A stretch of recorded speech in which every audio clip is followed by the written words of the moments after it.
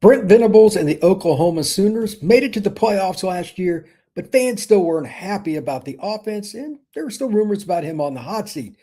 Well, with 19 verbal commitments for the class of 27, that's kind of gone away. But that's not the case for every coach. Let's talk about hot seat and how recruiting impacts all of it. Locked On presents The Portal, the daily podcast covering college football recruiting and everything NIL. Part of the Locked On Podcast Network. Your team every day. Back into the Portal Podcast, where you get your daily recruiting, NIL, and transfer portal scoop. I'm your host, Brian Smith, longtime college football recruiting analyst. Thank you for making the Portal Podcast a part of your day, each and every day, right here on the nation's #1 sports podcasting network, Locked On. We are brought to you by Mazda. We put the same drive into every detail. Wins define the moment. Putting in the work, that defines you. Stay tuned for highlights in this week's Moving the Game Forward. There is more to a Mazda because there is more to you. We're going to be discussing several coaches that have been on the hot seat in some capacity and how that is impacted by recruiting. That is the beginning and end of the show. And here are some of the coaches: Luke Fickell, Dave Aranda, Mike Norvell, Shane Beamer, and yes, Brent Venables. It's ironic because usually when coaches are on the hot seat, they don't recruit very well. Like once that gets to that point, recruits are a little bit like, I'll hold off right here. Well, depending on who you ask, Venables is still at least somewhat in contention for that. If he has a 6-6 season, I'd imagine he would be lined up on the firing squad. That's not expected with Mateer back, better play expected up front on the offensive line, etc. But at the same time, it's still there. And they've got 19 commitments. So the first thing that I want to talk about, this is not just a take, this is just steadfast. There is zero shot that Oklahoma is in this position if the hires that not only Venables made, but the administration had proved, give Oklahoma's admin complete credit here. They hired the right people over the last year or so, and not just like the running backs coach, they got a really good one coming in, blah, blah, blah. All that's great. I'm talking about back office. The recruiting staff, the GM, all of that. I'm not going to go in through all the names and stuff. I can get on their page and list them up. That's not needed. They've hired the right people. Now, it's a good year in state for Oklahoma, but they just went on a recruiting run. One of the kids that committed, Jalen Scott, I know well. He plays with Coastline Stars, the team that I follow around the country, all over from Miami to Las Vegas. But they're doing a good job in their backyard, too. They've got kids committed in state. They've got a few Texas kids. And by the way, that's going to be a big battle to watch coming up. And all this. So I ask anybody that's out there, whether you're listening to this live and you want to comment in the chat or you want to comment later on, how in the world do you get 19 commitments when some fans still aren't really happy with where OU is? Remember, they're used to scoring a lot of points and their offense struggled last year. But like they got Caden Penny committed out of Bixby. It's one of the best programs in Oklahoma. He's an offensive tackle that many think will be a 5-star when all is said and done. They got him already in the fold. That's going to help you get other players, and they got kids all around the country, including Cooper Witten, Jason Witten's kid, and Jason's now working at Oklahoma. That helps, but that's another kid that could very easily be a 5-star linebacker.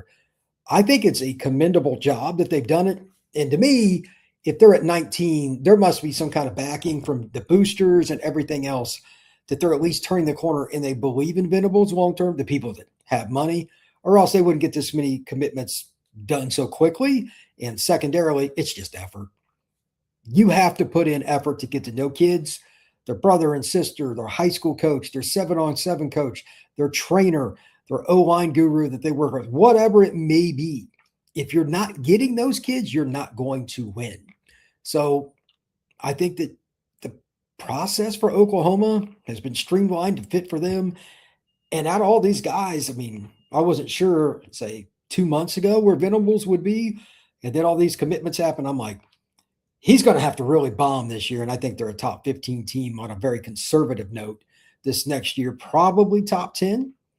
So I think he's going to be kind of off of it. And it just shows you how wild college football is. So again, hats off to Venables and his entire staff for getting that done. As for the rest of the guys, I'm just going to touch on a few things here that will go into the chat. I want this to kind of expand. I'll talk about a few of the commitments and some of the numbers. But again, Oklahoma's got 19 commits. They have the #1 class right now by a mile. Shane Beamer in South Carolina. I think that he's on a hotter seat than some people think.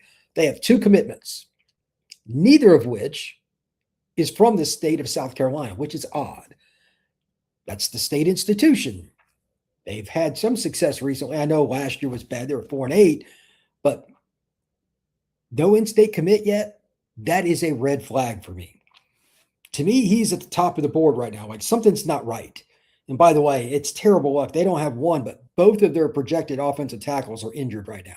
One for the season, and the other is going to be out until like summer or something. Like, they are snake bitten as a program. They do have Lenora Sellers back and some other really good players, but that's a concern. He's number 1 on my board now. Venables, to me, is pretty much off of it, barring him just completely collapsing. Mike Norvell, this one is interesting. It's somewhere in between. Like, believe it or not, in general, I would think he's number 1, but they're recruiting at a pretty good clip. They've got 5 commitments. I like all of them, including Mekhi Williams, who's one of the most heavily recruited DBs in the country.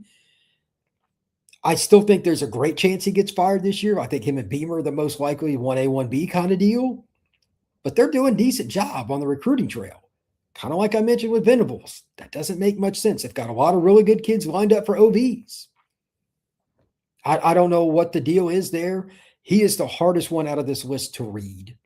And for those that are curious, from what I remember, I want to say it was Pete Nakos on On3. He did something a month or 2 back. Even after the end of this next season, keep this in mind, Norvell's contract, 46.9. Holy moly, that's a lot of money. So that also plays a factor. Dave Aranda, I thought he was going to get fired 2 years ago, and I was sure of it this past year.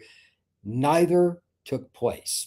If anybody's in the state of Texas listening to this at any point, give me your feedback. Why do you think he's still around? Is it the contract? Are they just worried they can't hire another guy that's competent? Are they worried about the leadership that's currently in place that would make the next? I have no idea what it is, but they're pretty much the same team every year. Every game you think they're going to win, they don't, at least in the league, and vice versa. Like, they're hard to predict, very hard.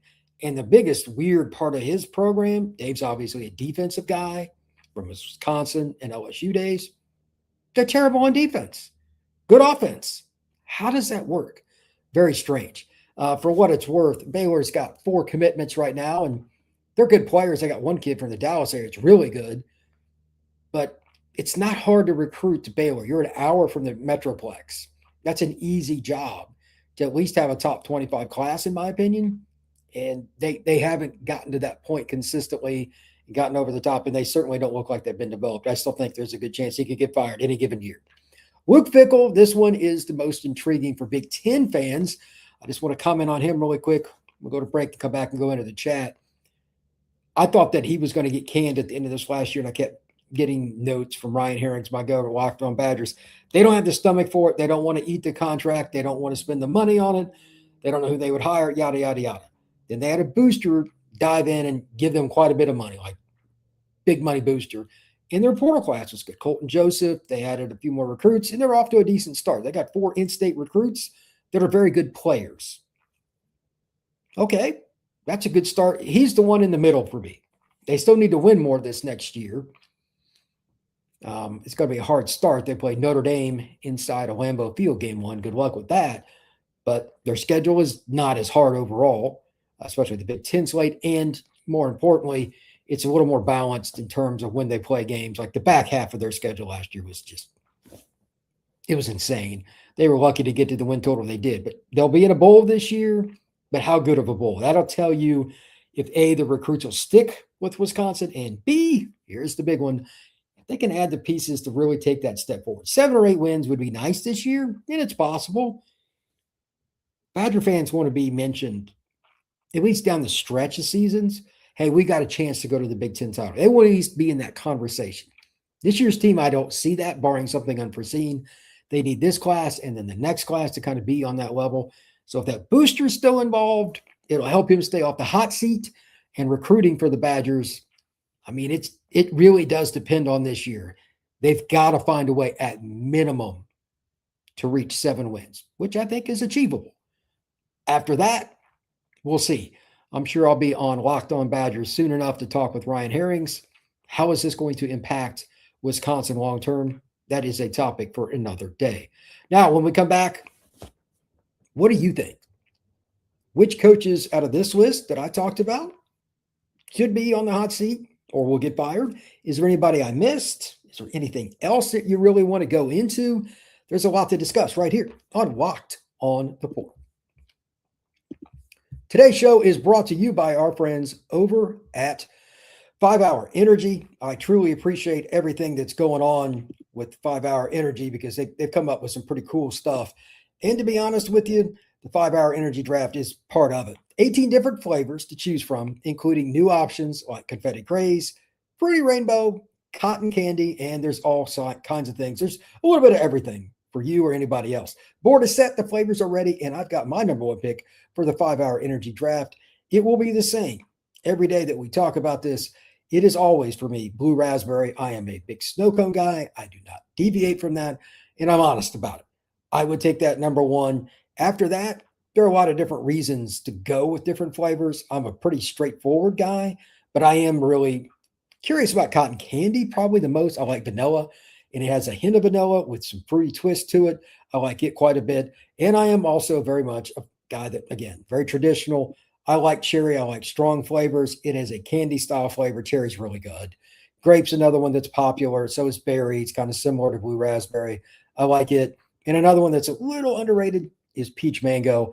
It has a ripe peach flavor on the first sip of it. So whatever it is that you like, make sure you check out all the different opportunities with 5 Hour Energy and get your opportunity today. Just head on over to 5 Hour Energy and you can get just about anything you want. Again, they got 18 new flavors to check out. 5 Hour Energy shots available at 5hourenergy.com or over at Amazon. We are also brought to you by our friends over at Indeed. If you want to talk about all the opportunities that are going on, there's not much better than what's going on with Indeed because the workplace chaos, deadlines stacking up, inbox overflowing, and one position you got to fill is still open. When the pressure's on and you need the right hire, this is a job for Indeed Sponsored Jobs. Indeed Sponsored Jobs helps you reach the people who actually fit what you're looking for, skills, experience, location. So you're not just hoping the right candidate kind of falls into place and stumbles across your job post. Here's the best thing that kind of puts it in perspective. Over the minute I'm going to be speaking with you, per the Indeed data, 27 companies like yours are going to make a hire through Indeed. That's pretty impressive. So spend less time searching and more time actually interviewing candidates who check all the boxes. That means less stress for you, less time you're going to be away from your actual workday, and that means more results and, of course, more money. Listeners of this show also get a $75 sponsored job credit. Just head over to Indeed.com/podcast. And Indeed.com/podcast is going to be an opportunity for you to get the best opportunity with Indeed to find the person that you need to hire. This is a job for Indeed Sponsored Jobs. Today's show is also an opportunity to remind you of the Everydayer Club. And there is a little bit of an extra thing that's going on right now, too. With the Everydayer Club, we got the NCAA tournament coming up. And with that, if you sign up before the NCAA tournament tips off, you can go to the Everydayer Club bracket pool on Discord for a chance to win Locked On merch. Should be a lot of fun. Right now, you can use code MARCH to get your first month free of the Everydayer Club.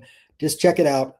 It's pretty simple. Locked On, I've got Locked On Seminoles, and of course, we've got Locked On the Portal, either one of those and any of our other channels. Whatever site you're into, make sure you check it out. It's got a lot of opportunities. Again, the main thing that I tell everybody every day, $5 a month or $50 a year, no ads on your audio. That's a great fee. All right, well, let's talk about the opportunity now for you to kind of voice your opinion. I've got several comments to get to in the chat. We'll see what we got in here today. Salty in here as usual. What we got? A coach on the hot seat has a good recruiting class. Does he have to play many of them immediately, or can he have another bad year and ask people to wait until that recruiting class hits the field? Depends on how many years you've been there. Salty, you've been around recruiting a long time and followed it. You know the deal here. How far into the hot seat are you? Is it year one or is it year two? If you're the latter, you're probably going to get less leeway. Year one, like things are trending in the wrong direction, you might get that extra year. It's about timing, my friend. It is about timing. It is a good thing to have 19 commits by the start of March, or is it a good thing? That's a good question. Typically, it is hard to hold on to all those guys. Other teams now know what they have to offer to be better than what Oklahoma offered. 2 points on this. I understand that principle, and a lot of teams, Notre Dame has had some big early starts recruiting SC last year. But the new trend to alleviate the problem that Salty's talking about here is the following. Here is our deal. This is the NIL, but as a part of that, you are not allowed to take visits. That's the new thing. I'm guessing that Oklahoma's doing that. I don't know for sure, but that's one of them. The deal is void if you take visits kind of deal. Now, how true that is it held to a certain level? Because elite players, I don't know if they're going to do that. That's interesting. So keep that in mind. In the transfer portal era, does a good recruiting class mean what it used to mean? Some of those guys aren't going to wait even a year or two to get on the field when other schools will start them. I don't think it does hold as much weight, but I grade it a little differently than I used to. If you're not recruiting linemen, you're done. You're not on my short list. Linemen usually stick around a little longer, especially offensive linemen, and secondarily, those guys just don't transfer at the high end level, like the elite tackles on either side. So if you're not getting those guys, you're probably not winning titles. That's how I kind of mitigate it, but it is very, very difficult. Which is worse regarding daylight savings time, spring forward or falling backward? Probably forward in a way because you lose an hour of sleep. My weekend was good, by the way.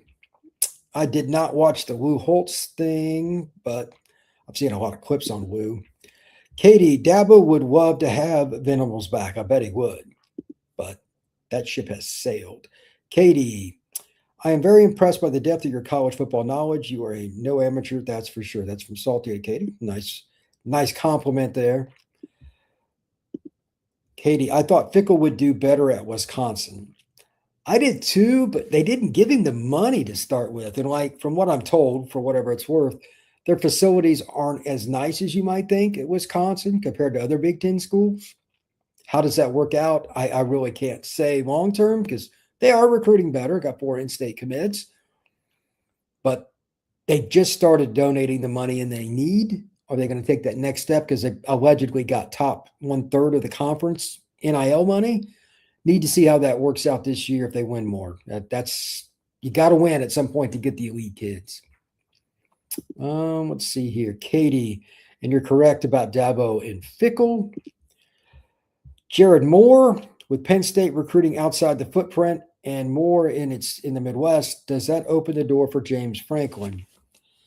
I mean, relationships are still the biggest thing. Virginia Tech and Penn State have always butted heads in recruiting. I don't think it's going to make a whole lot of difference because you might recruit a few kids for like Iowa and Illinois and Minnesota and stuff if you're Penn State. But overall, you're still going to hit Virginia, D.C., Maryland. Those are the areas you're going to really swing for the fences and go up against Virginia Tech the most. I think Penn State will still win the majority of those battles, but maybe you lose one more kid because you're recruiting other guys too. I think kids are still going to pick the school they want to go to. Even if you're recruiting somebody else from another area, I don't think recruits will look at that. They're going to hit Virginia. Penn State will always hit Virginia. They always have. So I'm curious to see what happens with that. Salty, Smitty, you may be a straightforward guy on 6 Hour Energy Flavors, but take a walk on the wild side. Yeah, I'm not a guy that strays off the path that much. I'm blue raspberry. That's just my flavor, man. Katie, I knew it. My 2 graduate degrees are scientific as well. I knew I liked you. My 2 Miami degrees are scientific. That's right. Miami's a really good school. I think Franklin will eventually take over the Atlantic Coast Conference. I'm also very high on Rhett Lashley. SMU's a program to continue to watch. They got a ton of money, man. That matters. Jared, it's all about the money. Now you're going to see shorter contracts for coaches. I'm not sure about that because it's pretty much collusion from the agents. Either you sign a 7+ year deal or you're not getting him. And the expectation from fans with such a small window and time and all that, coaches / more importantly, the agents have the leverage over the coaches. That's just my opinion on it, but I digress. So we'll see how that goes. When we come back, I want to talk about recruiting from a perspective of not just what's going on with the hot seat, but why the month of March sets the table. It's very, very important because we got official visits coming up. And a lot of you are probably curious, okay, is my team, is it doing the right things? Is it going to happen? We're going to get into some of that. And I'll also touch on this right here. For those of you that are watching on YouTube now, I've got a few questions on OU, and we're going to apply some of these as well as it relates to what's going on at other schools. I think that it's going to be a very wild year, especially with people kind of having a better understanding of NIL and the transfer portal now. This is going to be a lot of fun. So when we come back, we'll hit that next right here on the Portal Podcast. Today's show is brought to you by our friends over at Mazda. This is Mazda's moving the game forward for those who show there's more to the score than what is on the screen. For me, I'm going to use Venables as a great example. He is a wizard when it comes to defensive philosophy. They had a great defense last year in Norman, but he also had to reestablish his staff, as I noted earlier in today's Locked on the Portal live show. And they've just done a great job in the back office. You're going to win more games with more talent. And to do that, you've got to sign the right people in your office that fit your program to maximize what you can do. And hats off to Venables. And again, the administration at OU for getting it done. I think it's been really good. These kinds of situations really remind us what it takes to raise the bar, that extra work off of the field, dialing in every detail, giving it that extra fire, that grit, and I will never quit. We put the same passion into every model. Highlights make the reel. What it took to get there makes it count. There's more to a Mazda because there is more to you. All right, let's talk a little bit about, and I'm going to use Oklahoma here as my barometer, but that doesn't mean that it isn't applying to other schools too. There's some of this you could apply in other directions, like Miami, Notre Dame, Texas, whatever. First question, can Oklahoma hold on to the number one class? It's possible. It depends, A, how many kids are you going to take? B, how good of a season Oklahoma has? Are they going to win a lot of the battles that they're going to have to go up against LSU, A&M, Arizona State, Michigan, Notre Dame, Florida, et cetera, in the Metroplex? Like Dallas for Oklahoma is really important, but especially Texas A&M and Texas, those battles with OU are usually important. They don't have a Dallas kid yet in that class that I'm shocked by. There's going to be a 50-50 battle somewhere in there. It's going to tilt it one way. I mean, Texas is eventually going to come up the ranks, A&M, et cetera. OU's just got the commitments early. They got 19, and it's great. But I expect some battles down the stretch that will determine what happens. If they hold on to the number one class, it's winning battles in a critical area. So we can apply this to other schools too. Look at it this way. Miami's battling to get Mark Matthews. This is an example. Julius Jones Jr. and several other kids in South Florida. If they lose those kids, which honestly in the last 20 plus years, Miami's lost too many of them, Miami's not going to have a number one class. They may not have a top five, but they've got a great chance at it if they win those battles. Whatever city or little area it is for your school, whoever it may be, are you going to win those battles in that critical area? That is always a major key. Number two, how does recruiting distract fans? So this question is related to the hot seat and everything. A, it gives you hope for the future. If you don't see hope, why in the world would you want that coach still at your institution representing your program? That's the antithesis of winning. So there it is. Distraction is actually reality. You need to know that you have the players coming in that can get you to that next level. And if you don't, it's not going to work out so well. Finally, on this, and you can insert a different team name here, what is next for Oklahoma? I think, again, it's Dallas and kind of winning that battle for some key guy. I think they need to get a playmaker at wide receiver that is a big-bodied player that could be a dominant guy. They haven't had that person in a little while. And I also think that they just need to keep mining guys on defense that just fit what Brent wants to do in terms of schematics. As long as they, especially that first one, if they can get that playmaker, Brent can make a lot of things go with his really good staff at Oklahoma. They'll figure it out. But if they get that playmaker on offense for some of the young guys they have at quarterback and just their young offensive linemen, and they've got a great class.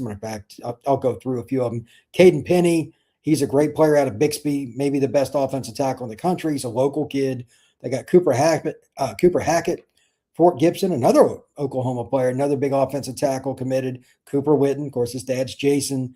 They just got Seneca Driver, one of the best tight ends in the country, maybe the best out of the state of Kentucky. Great pickup for Oklahoma. They got Taven Epps, one of the better athletes, guy that could be an edge, a defensive end, outside linebacker type. They just got Jalen Scott, a kid that I know very well out of Mobile, plays at Williamson High School. He's a versatile player, could play free safety, strong safety, or nickel. And they got maybe my favorite defensive end in this class just from an effort standpoint, Crew Jones. I love watching him play. Great kid. This is a loaded class just through that, and they've got more. Mikhail McCreary, a corner from San Antonio, and on and on. They've got all kinds of players. That's a great group. So, again, you can apply this list however you want to your school, but there are so many good players still uncommitted, and we're just kind of getting there. So we'll talk about that soon. Thank you very much for checking out the Portal Podcast. It has been a fun one. We will see you again soon.